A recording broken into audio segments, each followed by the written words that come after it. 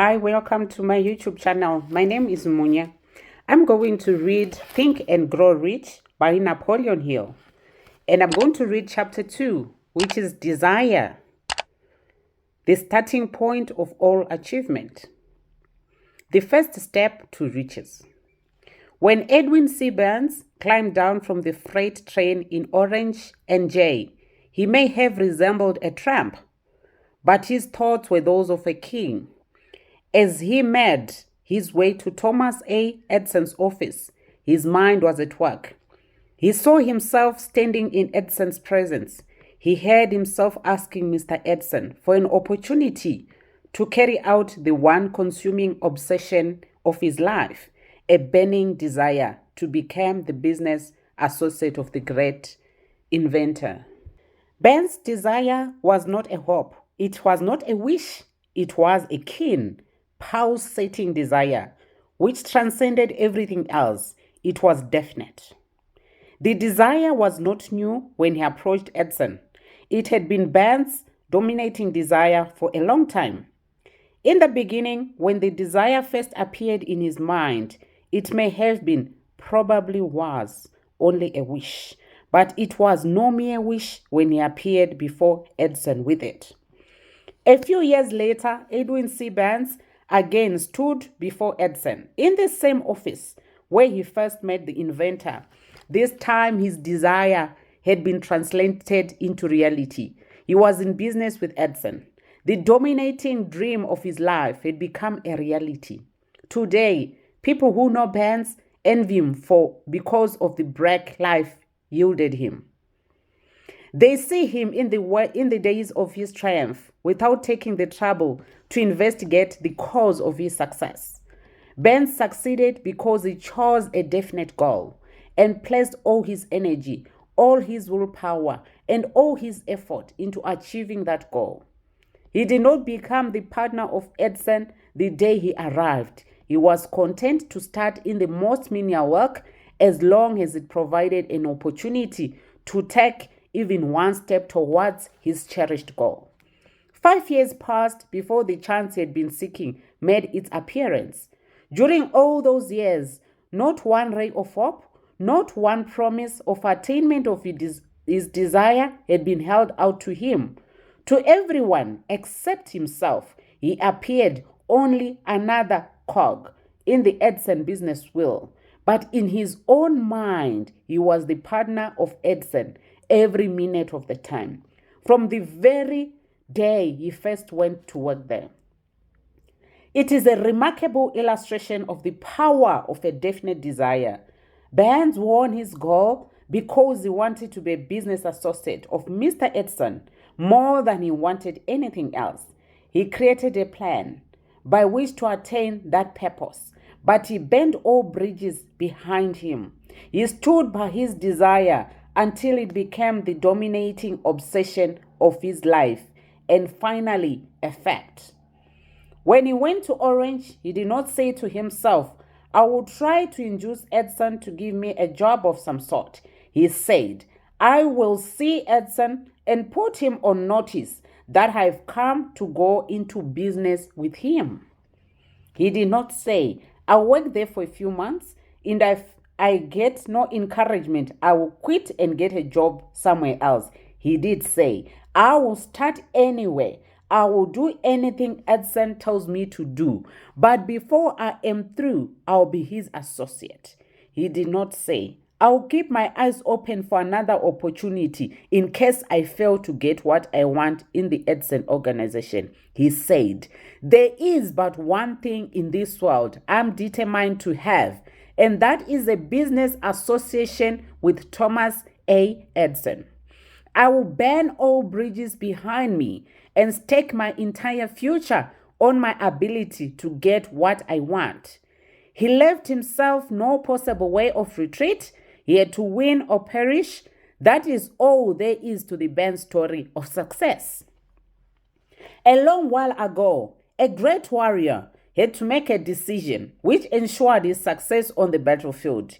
He was about to send his armies against a powerful foe, whose men outnumbered his own. He loaded his soldiers into boats, sailed to the enemy's country, unloaded soldiers and equipment, then gave the order to burn the ships that had carried them. Addressing his men before the first battle, he said, "You see the boats going up in smoke?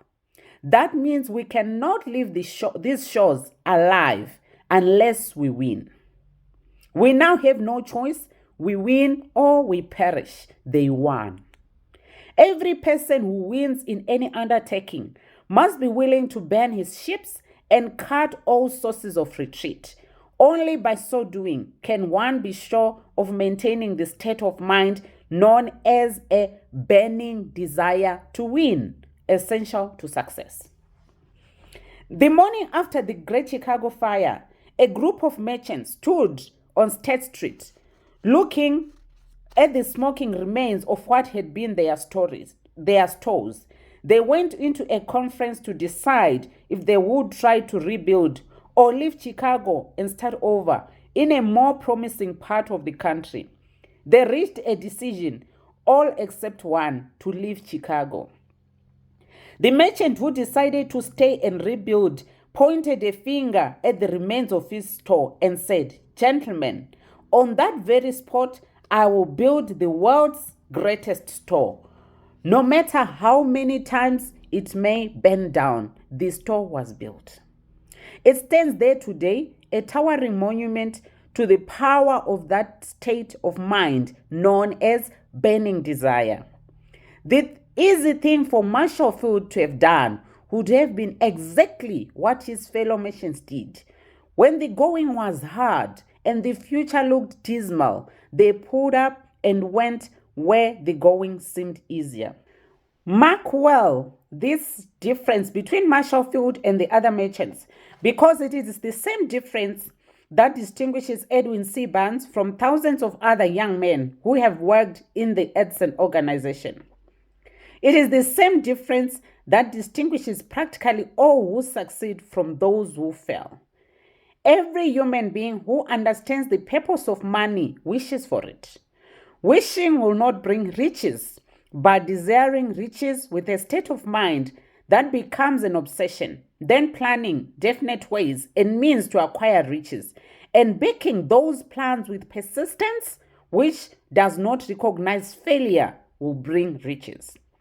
The method by which desire for riches can be transmuted into its financial equivalent consists of 6 definite practical steps.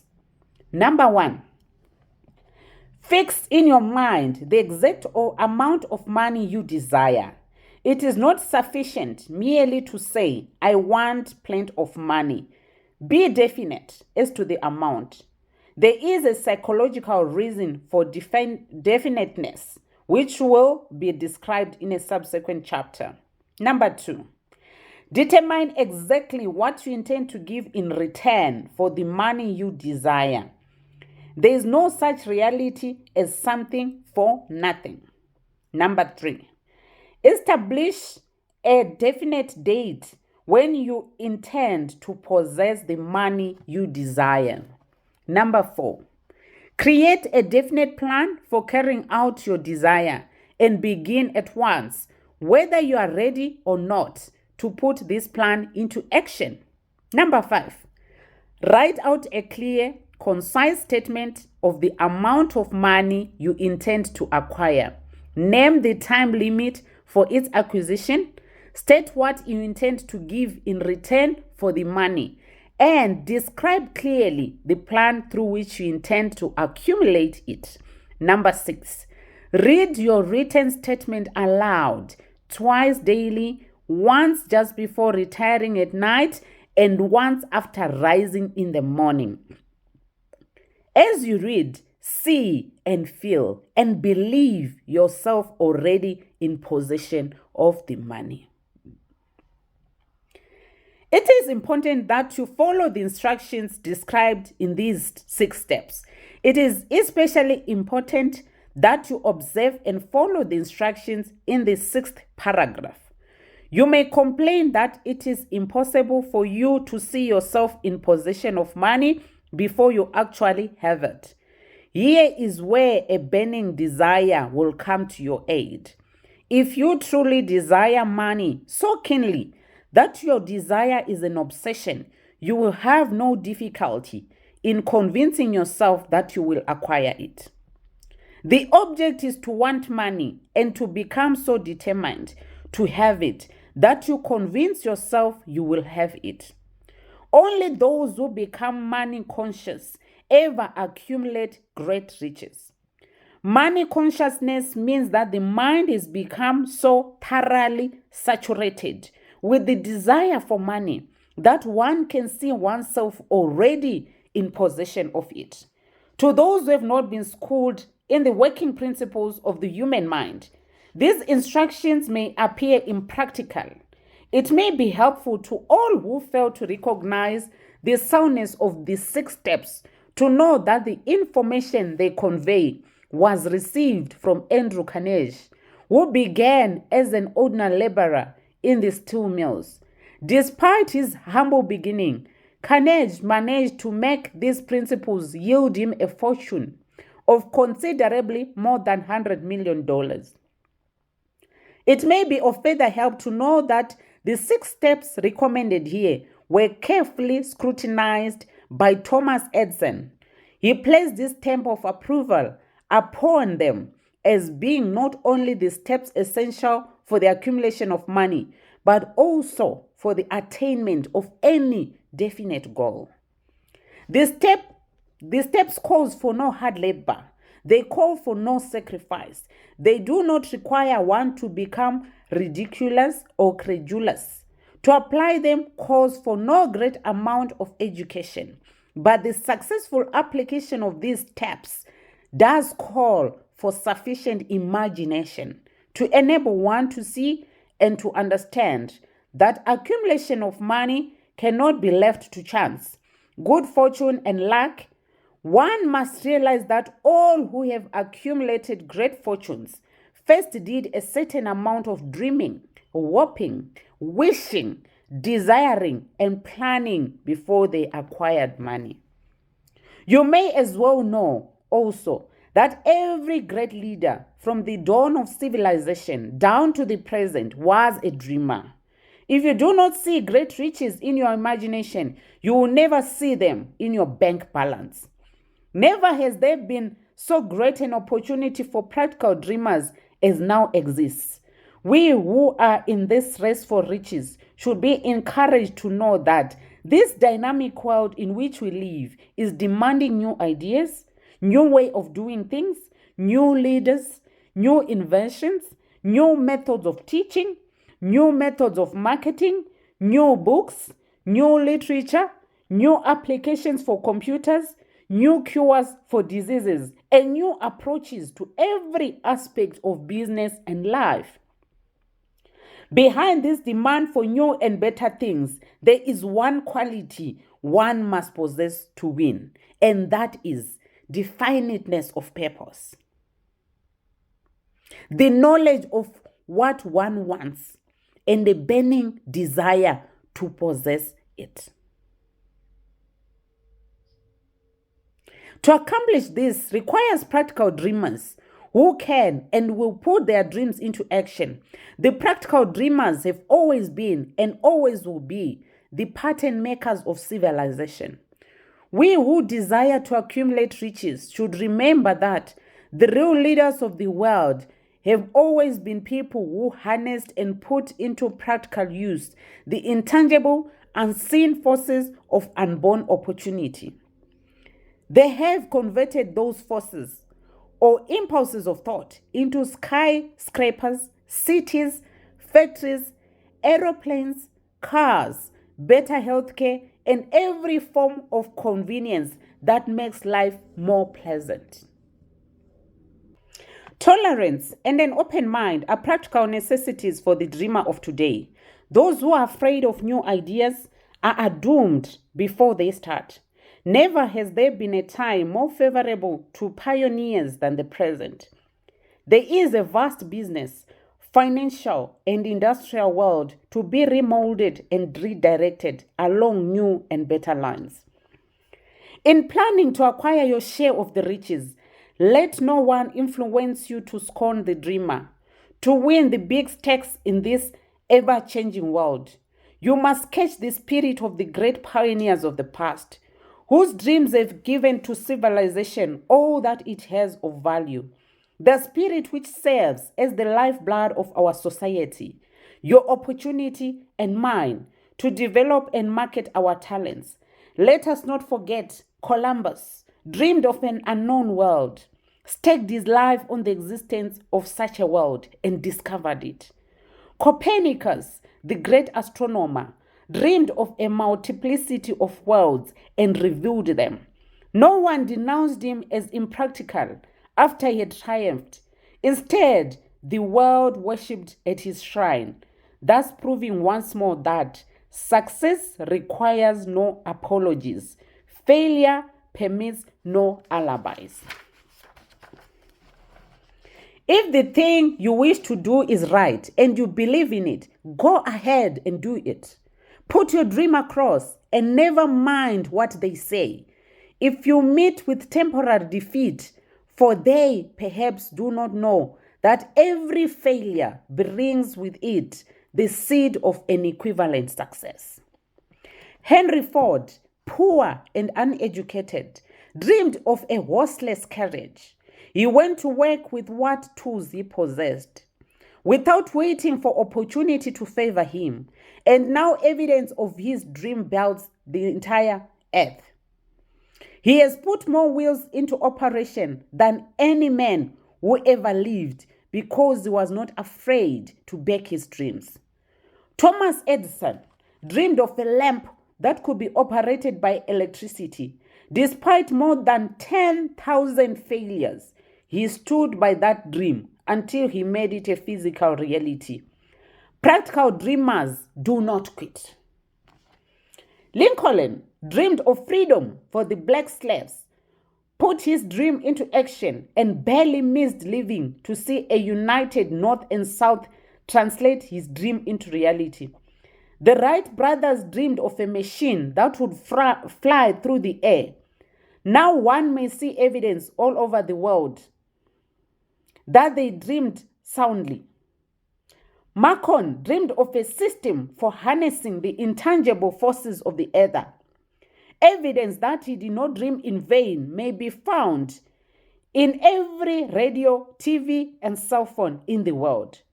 Moreover, Marcon's dream brought the humblest cabin and the most stately manor house side by side. It made the people of every nation on earth next door neighbors by creating a medium where news, information, and entertainment could instantly be disseminated throughout the world. It may interest you to know that Marcon's friends had him taken into custody and examined in a psychopathic hospital when he announced he had discovered a principle through which he could send messages through the air without the aid of wires or other direct physical means of communication. The dreamers of today fare better. The world has become accustomed to new discoveries. Indeed, it has shown a willingness to reward the dreamer who gives the world a new idea. Ray Kroc is another good example of someone who made his dream come true. Kroc was a salesman of milkshake mixers. Most of his customers, restaurants and diners, purchased 1 or 2 units. When he received an order for 8 mixers from a small food outlet in San Bernardino, California, he decided to visit them and see how they could sell so many shakes. It was the busiest restaurant he had ever seen. The owners, the McDonald brothers, offered a very limited menu: hamburgers, cheeseburgers, French fries, shakes, and soft drinks, and all at the lowest prices in the area. Kroc saw an opportunity. If we could open a chain of these restaurants, each as productive and profitable as these, money would flow in. He proposed the idea to the McDonald brothers and agreed to implement it. Within a few years, McDonald's not only became the top-selling food outlet in the country, but created the fast food industry. Kroc later bought out the McDonald brothers and expanded the business into an international phenomenon, making him one of the richest men of his time. The world is filled with abundance of opportunity, which the dreamers of the past never knew. A burning desire to be and to do is the starting point from which the dreamer must take off. Dreams are not born of indifference, laziness, or lack of ambition. The world no longer scoffs at dreamers nor calls them impractical. Remember too that all who succeed in life get off to a bad start and pass through many heartbreaking struggles before they arrive. The turning point in the lives of those who succeed usually comes at the moment of some crisis through which they are introduced to their other selves. John Bunyan wrote The Pilgrim's Progress after he had been confined in prison and sorely punished because of his religious views. O. Henry discovered the genius that slept within his brain after he had met with great misfortune and was confined in a prison cell in Columbus, Ohio. Being forced through misfortune to become acquainted with his other self and to use his imagination, he discovered himself to be a great author instead of a miserable criminal and outcast. Strange and varied are the ways of life, and stranger still are the ways of infinity intelligence, through which people are sometimes forced to undergo all sorts of punishment before discovering their own brains and their own capacity to create useful ideas through imagination. Edison, the world's greatest inventor and scientist, was a part-time telegraph operator. He failed innumerable times before he was driven, finally, to the discovery of the genius that slept within his brain. Charles Dickens began by pasting labels on blacking pots. The tragedy of his first love penetrated the depths of his soul and converted him into one of the world's great authors. Disappointment over love affairs generally has the effect of driving people to drink and ruin. This is because most people never learn the art of transmuting their strongest emotions into dreams of a constructive nature. Helen Keller became deaf, dumb, and blind shortly after birth. Despite her great misfortune, her name is written indelibly in the pages of the history of the great. Her entire life served as evidence that no one is ever defeated until defeat has been accepted as a reality. Robert Burns was an illiterate country lad. He was cursed by poverty and grew up to be a drunkard. The world was made better for his having lived because he clothed beautiful thoughts in poetry, thereby plucking a thorn and planting a rose in its place. Booker T. Washington was born in slavery, handicapped by race and color because he was tolerant. He had an open mind at all times, on all subjects, and was a dreamer. He left his impress for good on an entire race. Beethoven was deaf. Milton was blind, but their names will last as long as time endures because they dreamed and translated their dreams into organized thought. Arnold Schwarzenegger is another person who converted his desire into action and achievement. He first came into the public eye as Mr. Universe, a glorified weightlifter, but was not a typical muscle man. He was a man with dreams and goals. He achieved them by becoming a wealthy businessman, one of the highest paid movie stars, and eventually governor of California. Born and raised in Austria, as a child, he began training as a weightlifter. At 18, he won his first bodybuilding contest and the first of 5 consecutive Mr. Universe titles. He immigrated to the United States and continued winning similar contests. Although he had accomplished more than any other person In the art of board building, it was no longer a challenge. He sought other areas where he could use his talents. His training in physical development taught him that there was a need for knowledge about physical fitness. He had that knowledge and wanted to share it. He wrote an autobiography, Arnold, The Education of a Board Builder, which became a bestseller. He followed it with a book on board building for women, showing female readers how to use weight training to get in shape. This led to the creation of a mail order exercise business and a company to produce board building events. These businesses started him on the road to business success. His next goal was to become a movie star. Even before he had secured his first movie role, he set himself a goal to be as big in movies as he was in board building. After turning down minor roles, his persistence paid off when he was cast as the lead in Conan the Barbarian. This led to a series of action films that made him one of the highest paid actors in Hollywood. Success in the movies did not make him complacent. He set new goals for himself, this time in the world of business. He invested in real estate, created a restaurant chain, and became actively involved in other enterprises and became a multimillionaire. As his success mounted, however, he added what became his dream goal: to serve the community. He traveled around the country to promote health and fitness for youth. He went into the inner cities and inspired the kids to eschew violence and crime, to say no to drugs, guns, and gangs, and yes to education. He has taken an active leadership role in several organizations dedicated to physical fitness and health.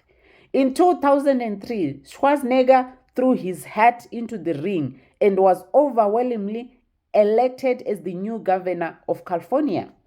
You can learn much from this man. In setting goals, you are not limited to any one area.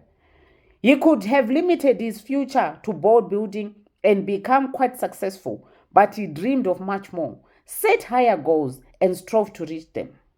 He learned from his successes and adapted this knowledge in other aspects of his life. Like him, do not be discouraged by criticism. Critics belittled his acting ability in his first films, but he was not dissuaded and pursued his goal to become one of the highest paid actors in Hollywood. Before passing to the next chapter, kindle anew in your mind the fire of hope, faith, courage, and tolerance. If you have these states of mind and a working knowledge of the principles described, all else that you need will come to you when you are ready for it. Let Emerson state the thought in these words: every proverb, every book, every byword that belongs to thee for aid and comfort shall surely come home through open or winding passages. Every friend whom not thy fantastic will, but the great and tender soul in thee craveth, shall lock thee in his embrace. There is a difference between wishing for a thing and being ready to receive it. No one is ready for a thing until he believes he can acquire it. The state of mind must be belief, not mere hope or wish. Open-mindedness is essential for belief. Closed minds do not inspire faith, courage, or belief. Remember, no more effort is required to aim high in life, to demand abundance and prosperity, than is required to accept misery and poverty. A great poet has correctly stated this universal truth through these lines: I bargained with life for a penny, and life would pay no more. However, I begged at evening when I counted my scanty store. For life is just employer. He gives you what you ask, but once you have set the wages, why you must bear the task. I worked for a menial's hire, only to learn dismayed that any wage I had asked of life, life would have willingly paid. Mary Kay Esch, the founder of Mary Kay Cosmetics, attributed her success to the development of self-confidence and faith in herself and in all the people in a vast organization, which now consists of more than 250,000 independent beauty consultants worldwide. Her sales career began 25 years earlier when she joined Stanley Home Products. She often commented that she was not at all successful during her first year and was ready to give up. This changed when she attended her first Stanley sales seminar. She reported, "There I saw this tall, pretty, successful woman crowned queen as a reward for being the best in a company contest. I determined to be that queen the following year, which seemed impossible. However, I decided to go up and talk to the president and tell him that I intended to be queen the next year. Mr. Beveridge didn't laugh at me, but looked me in the eye, held my head and said, 'Somehow I think you will.' Those 5 words drove me, and the next year I was queen." Mary Kay preached and practiced the first step in achieving success is to firmly believe that you are an excellent person who deserves success. In an article in Personal Excellence, she suggested some exercises to help create your image of excellence and begin to establish an atmosphere of success in your life. Here are some of her suggestions. 1. Imagine yourself successful. Always picture yourself successful. Visualize the person you desire to become. Set aside time each day to be alone and undisturbed. Get comfortable and relax. Close your eyes and concentrate on your desires and goals. See yourself in this new environment, capable and self-confident. 2. Reflect on your past successes. Every success, be it large or small, is proof that you are capable of achieving more success. Celebrate each success. You can recall it when you begin to lose faith in yourself. Number 3, set definite goals. Have a clear direction of where you want to go. Be aware when you begin to deviate from these goals and take immediate corrective action. Number 4, respond positively to life. Develop a positive self-image. Your image, your reactions to life, and your decisions are completely within your control. Desire outwits Mother Nature. As a fitting climax to this chapter, I wish to introduce one of the most unusual people I've ever known. I first saw him a few minutes after he was born. He came into the world without any physical sign of ears, and the doctor admitted, when pressed for an opinion, that the child might be deaf and mute for life. I challenged the doctor's opinion. I had the right to do so. I was the child's father. I too reached a decision and rendered an opinion, but I expressed the opinion silently in the secrets of my own heart. I decided that my son would hear and speak. Nature could send me a child without ears, but nature could not induce me to accept the reality of the affliction. In my own mind, I knew that my son would hear and speak. How? I was sure there must be a way, and I knew I would find it. I thought of the words of the immortal Emerson. The whole course of things goes to teach us faith. We need only obey. There is guidance for each of us, and by lowly listening, we shall hear the right word. The right word? Desire. More than anything else, I desired that my son should not be a deaf mute. From that desire, I never receded, not for a second. Many years previously, I'd written, our only limitations are those we set up in our own minds. For the first time, I wondered if that statement were true. Lying on the bed in front of me was a newly born child without the natural equipment of hearing. Even though he might hear and speak, he was obviously disfigured for life. Surely this was a limitation which that child had not set up in his own mind. What could I do about it?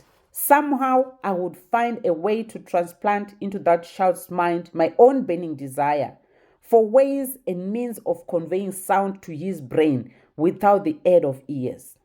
As soon as the child was old enough to cooperate, I would fill his mind so completely with a burning desire to hear that nature would, by methods of her own, translate it into physical reality. All this thinking took place in my own mind, and I spoke of it to no one. Every day I renewed the pledge I had made to myself not to accept a deaf mute for a son. As he grew older and began to take notice of things around him, we observed that he had a slight degree of hearing. When he reached the age when children usually begin talking, he made no attempt to speak, but we could tell by his actions that he could hear certain sounds slightly. That was all I wanted to know. I was convinced that if he could hear even slightly, he might develop still greater hearing capacity. Then something happened which gave me hope. It came from an entirely unexpected source. We bought a record player. When the child heard the music for the first time, he went into ecstasis and promptly appropriated the machine. He soon showed a preference for certain records. Among them, It's a Long Way to Tipperary. On one occasion, he played that piece over and over for almost 2 hours, standing in front of the record player with his teeth clamped on the edge of the case. The significance of this self-formed habit of his did not become clear to us until years later, for we had never heard of the principle of bone conduction of sound at that time. Shortly after he appropriated the record player, I discovered that he could hear me quite clearly when I spoke with my lips touching his mastoid bone behind the ear or at the base of the brain. These discoveries placed in my possession the necessary media by which I began to translate into reality my burning desire to help my son develop hearing and speech. By that time, he was making steps at speaking certain words. The outlook was far from encouraging, but desire backed by faith knows no such word as impossible. Having determined that he could hear the sound of my voice plainly, I began immediately to transfer to his mind the desire to hear and speak. I soon discovered that the child enjoyed bedtime stories, so I went to work creating stories designed to develop in him self-reliance, imagination, and a key desire to hear and to be normal. There was one story in particular which I emphasized by giving it some new and dramatic coloring each time it was told. It was designed to plant in his mind the thought that his affliction was not a liability, but an asset of great value. Despite the fact that all the philosophy I had examined clearly indicated that every adversity brings with it the seed of an equivalent advantage, I must confess that I had not the slightest idea how this affliction could ever become an asset.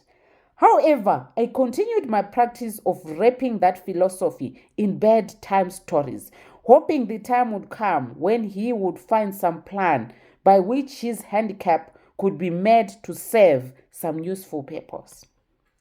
Reason told me plainly that there was no adequate compensation for the lack of ears and natural hearing equipment. Desire backed by faith pushed reason aside and inspired me to carry on.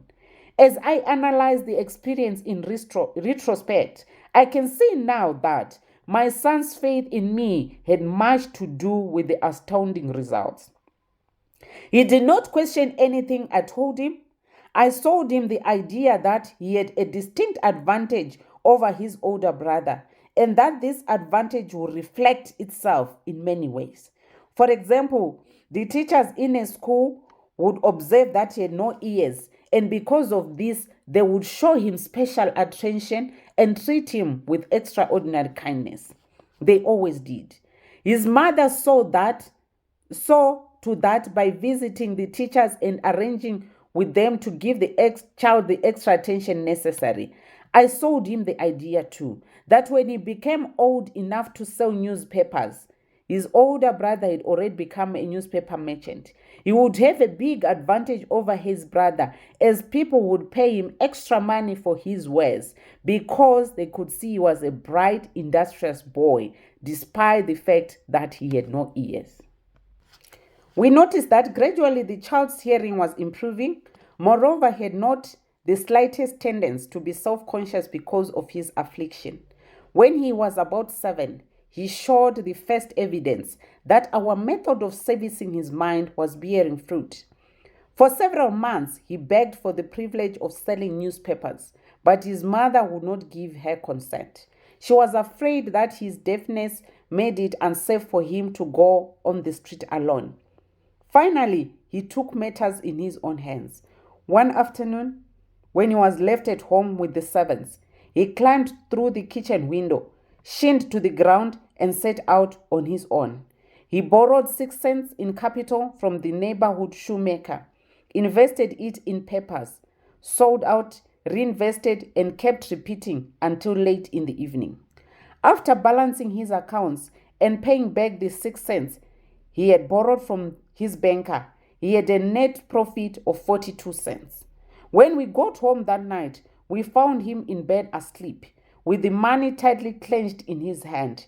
His mother opened his hand, removed the coins, and cried. Of all things, crying over her first son's victory seemed so inappropriate. My reaction was the reverse. I laughed heartily, for I knew that my endeavor to plant in the child's mind an attitude of faith in himself had been successful. His mother saw in his first business venture a little deaf boy who had gone out in the streets and risked his life to earn money. I saw a brave, ambitious, self-reliant little businessman whose stock in himself had increased 100% because he had gone into business on his own initiative and had won. The transaction pleased me because I knew he had given evidence of a trait of resourcefulness that would go with him all through life. Later events proved this to be true. When his older brother wanted something, he would lie down on the floor, kick his feet in the air, cry for it, and get it.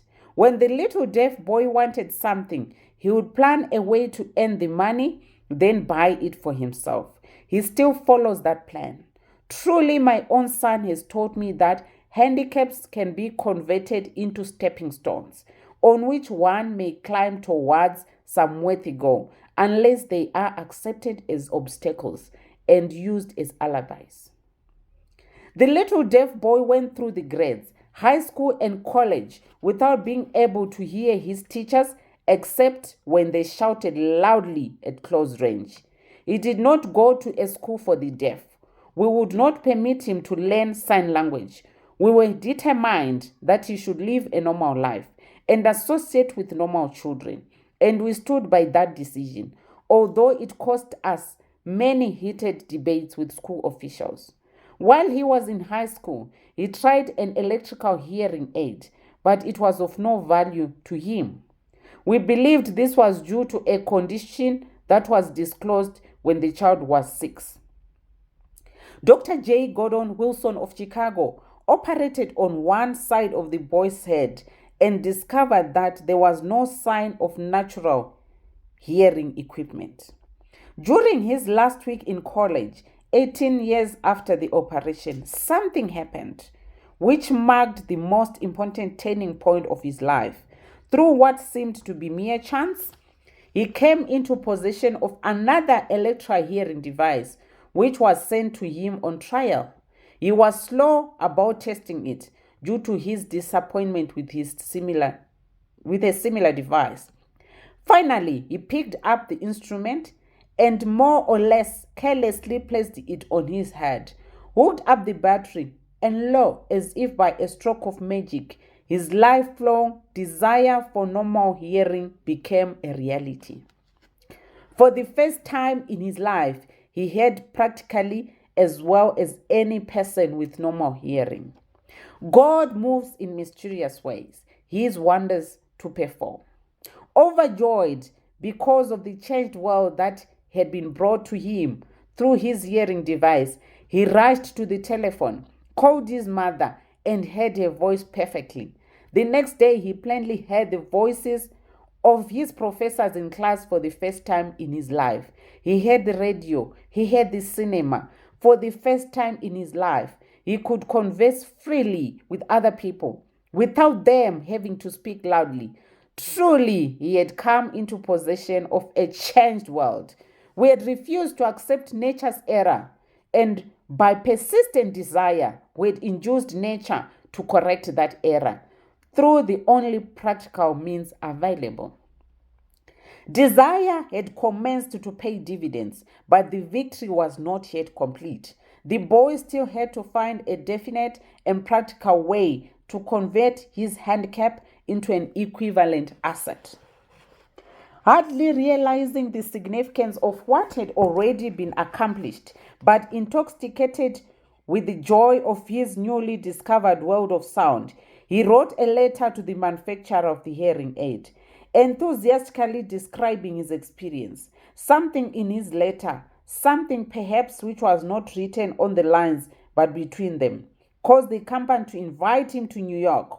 When he arrived, he was escorted through the factory. While talking with the chief engineer, telling him about his changed world, a hunch, an idea, or an inspiration, call it what you wish, flashed into his mind. It was this impulse of thought which converted his affliction into an asset, destined to pay dividends in both money and happiness to thousands for all time to come. The sum and substance of that impulse of thought was this. It occurred to him that he might be of help to the millions of deaf people who go through life without the benefit of hearing devices. If he could find a way to tell them the story of his changed world, then and there he reached a decision to devote the remainder of his life to providing a useful service to the hard of hearing. For an entire month, he carried out intensive research. He analyzed the entire marketing system of the manufacturer of the hearing device and created ways and means of communicating with the hard of hearing all over the world for the purpose of sharing with them his newly discovered changed world. When this was done, he wrote a 2-year plan based upon his findings. On presenting the plan to the company, he was instantly given a position for the purpose of carrying out his ambition. Little did he dream, when he went to work, that he was destined to bring hope and practical relief to thousands of deaf people who, without his help, would have been doomed forever to deaf mutism. Shortly after I became associated with the manufacturer of his hearing aid, he invited me to attend a class conducted by his company for the purpose of teaching deaf mutes to hear and speak. I never heard of such a form of education. Therefore, I visited the class, skeptical but hopeful that my time would not be entirely wasted. Here I saw a demonstration that gave me a greatly enlarged vision of what I'd done to arouse and keep alive in my son's mind the desire for normal hearing. I saw deaf mutes actually being taught to hear and speak through application of the self-same principle I'd used more than 20 years previously in saving my son from deaf mutism. Thus, through some strange turn of the wheel of fate, my son Blair and I were destined to aid in correcting deaf mutism for those as yet unborn. There is no doubt in my mind that Blair would have been a deaf mute all his life if his mother and I had not managed to shape his mind as we did.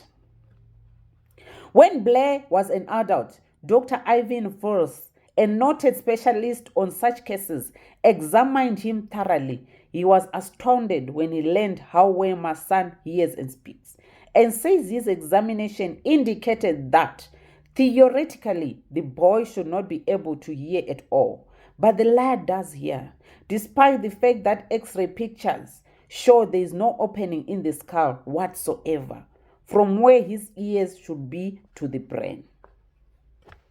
When I planted in his mind the desire to hear and talk and live as a normal person, there went with that impulse some strange influence which caused nature to become bridge builder and span the gulf of silence between his brain and the outer world by some means which the keenest medical specialists have not been able to interpret. It would be sacrilege for me to even conjecture as to how nature performed this miracle. It would be unforgivable if I neglected to tell the world as much as I know of the humble part I assumed in this strange experience. It is my duty and a privilege to say I believe, and not without reason, that nothing is impossible to the person who backs desire with enduring faith. I've no doubt that burning desire has devious ways of transmuting itself into its physical equivalent. Blair desired normal hearing, now he has it. He was born with a handicap which might easily have sent one with a less definite desire to the street with a bundle of pencils and a tin cup. That handicap now promises to serve as the medium by which he will render useful service to many millions of hard of hearing, as well as to give him useful employment at adequate financial compensation for the remainder of his life. The little white lies I planted in his mind when he was a child, leading him to believe his affliction would become a great asset on which he would capitalize, have been justified. There is nothing, right or wrong, which belief plus burning desire cannot make real. These qualities are free to everyone. In all my experience in dealing with men and women who had personal problems, I never handled a single case, which more definitely demonstrates the power of desire. Authors sometimes make the mistake of writing of subjects of which they have but superficial or very elemental knowledge. It has been my good fortune to have had the privilege of testing the soundness of the power of desire through the affliction of my own son. Perhaps it was providential that the experience came as it did, for surely no one is better prepared than he to serve as an example of what happens when desire is put to the test. If Mother Nature bends to the will of desire, it is logical that mere man can defeat a burning desire. It is logical that mere man can defeat a burning desire. Strange and imponderable is the power of the human mind. We do not understand the method by which it uses every circumstance, every individual, every physical thing within its reach as a means of transmuting desire into its physical counterpart. Perhaps science will uncover the secret. I planted in my son's mind the desire to hear and to speak, as any normal person hears and speaks. That desire has now become a reality. I planted in his mind the desire to convert his greatest handicap into his greatest asset. That desire has been realized. The modus operandi by which this astounding result was achieved is not hard to describe. It consisted of three very definite facts. First, I mixed faith with the desire for normal hearing, which I passed on to my son. Second, I communicated my desire to him in every conceivable way available through persistent, continuous effort over a period of years. Third, he believed me. Several years ago, one of my business associates became ill. He became worse as time went on and finally was taken to the hospital for an operation. Just before he was wheeled into the operating room, I took a look at him and wondered how anyone as thin and emaciated as he could possibly go through a major operation successfully. The doctor warned me that there was little, if any, chance of my ever seeing him alive again. But that was the doctor's opinion. It was not the opinion of the patient. Just before he was wheeled away, he whispered feebly, "Do not be disturbed, Chief. I'll be out of here in a few days." The attending nurse looked at me with pity, but the patient did come through safely. After it was all over, his physician said, nothing but his own desire to live saved him. He never would have pulled through if he had not refused to accept the possibility of death. I believe in the power of desire backed by faith because I've seen this power lift people from lowly beginnings to places of power and wealth. I've seen it rob the grave of its victims. I've seen it serve as the medium by which people staged a comeback after having been defeated in 100 different ways. I've seen it provide my own son with a normal, happy, successful life, despite nature having sent him into the world without ears. How can one harness and use the power of desire? This has been answered through this chapter and the subsequent chapters of this book. I wish to convey the thought that all achievement, no matter what its nature or purpose, must begin with an intense, burning desire for something definite. Through some strange and powerful principle of mental chemistry, nature wraps up in the impulse of strong desire. That's something which recognizes no such word as impossible and accepts no such reality as failure. This is the end of chapter 2 of Think and Grow Rich by Napoleon Hill. Thank you for listening.